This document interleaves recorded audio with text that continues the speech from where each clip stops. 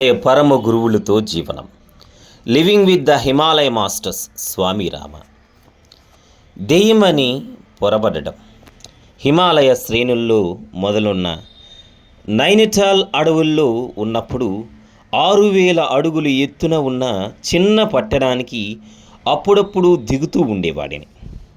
ఎలాగైతే స్వాములు యోగులు కనిపిస్తే వారి ఆశీస్సులు సలహాలకు వారి వెంట పడేవారు, అలాగే జనులు వాటి కోసం నా వెంట పడేవారు. నా సాధన జరుపుకోవడానికి వీలుగా నేను వారి నుండి రక్షించుకోవాల్సిన అవసరం వచ్చింది. ఆంగ్లేయులు చనిపోతే వారిని పూడ్చిపెట్టే శ్మశాన వాటికను అక్కడ కనుక్కున్నాను. అది చక్కగా నిశ్శబ్దంగా ఉంది. చలి నుండి కాపాడుకోవడానికి కంబలితో తయారు చేసిన పొడగాటి తెల్లని గౌను ధరించి రాత్రిపూట ధ్యానం చేసుకోవడానికి శ్మశాన వాటికు వెళ్ళేవాడిని. పహారా కాచే 2 పోలీసులు ఎవరైనా దుండగులు ఉన్నారేమోనని చూడడానికి ఒక రాత్రి శ్మశాన వాటి గుండా టార్చ్ లైట్స్ వేసుకుంటూ వచ్చేవారు. ఒక ఆంగ్లేయ ఆఫీసర్ జ్ఞాపకార్థం కట్టిన కట్టడం మీద కూర్చుని నేను ధ్యానం చేసుకుంటున్నాను. తలతో సహా నేను కంబలితో కప్పుకొని ఉన్నాను. పోలీస్ దూరం నుండి టార్చ్ లైటు కాంతిలో నా దిశగా చూసి పూర్తిగా కంబలి కప్పుకొని ఉన్న మానవ ఆకారమును చూసి ఉలిక్కిపడ్డారు. వారు పోలీస్ స్టేషన్కు పరిగెత్తుకు వెళ్ళి తక్కిన పోలీసులతోనూ అధికారులతోనూ శ్మశాన వాటికలో తాము దెయ్యము చూసేమని చెప్పారు. ఈ పుకారు ఊరిలో అంతా తెలిసి జనం భయభ్రాంతులయ్యారు. మరుసటి రోజు రాత్రిపూట పోలీస్ సూపరింటెండెంట్ తక్కిన ఆయుధ బలగంతో శ్మశాన వాటికి వచ్చి నా మీద లైటు వేశారు. ధ్యానంలో ఉన్న నాకు వాళ్ళ ఉనికి తెలియలేదు. అందుచేత నేను కదలలేదు. వాళ్ళంతా నేను దెయ్యాన్ని అని అనుకున్నారు. దెయ్యాలకు తుపాకీ గుళ్ళు ఏమైనా చేయగలవా అని చూడడానికి వాళ్ళు తుపాకీలు నా మీద గురిపెట్టారు. ఆగండి, ముందు నేనెవరు అని గర్జించి అడుగుదాం. బహుశా అది దెయ్యం కాక మనిషి అవ్వచ్చు అని పోలీస్ సూపరింటెండెంట్ అని అన్నారు.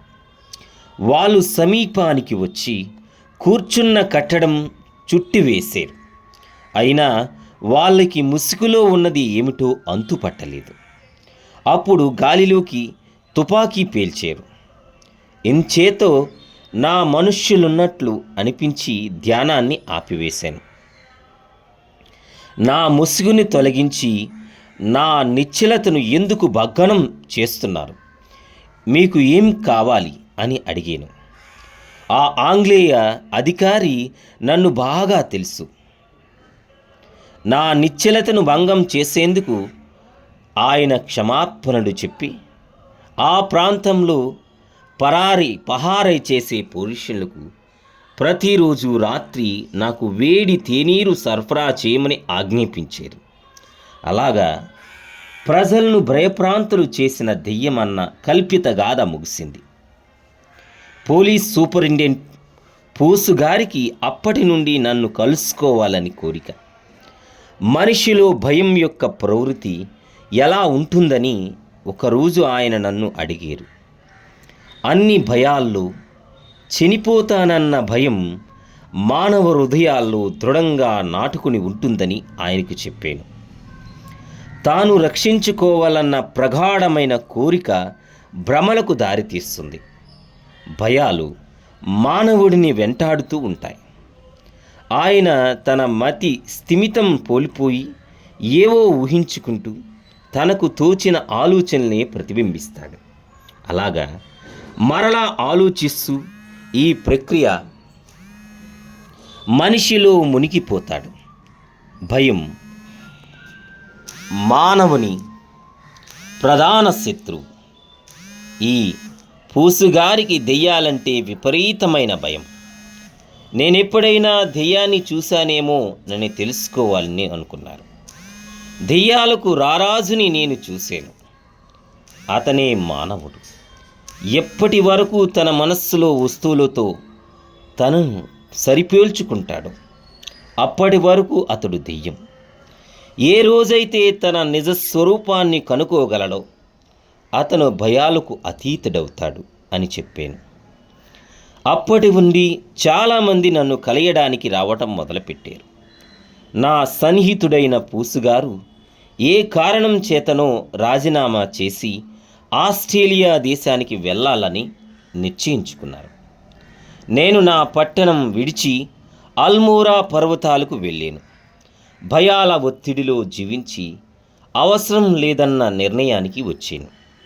అందుచేత అంటే ప్రతి నిమిషము భయపడుతూ కూర్చుంటే జీవితంలో ఆనందం లేదు. భయాలను ఎదుర్కోకుండా మనం వాటిని బలపరుస్తూ ఉన్నాం. ఆధ్యాత్మిక పదానికి భయం, బద్ధకం ప్రబల శత్రువులు.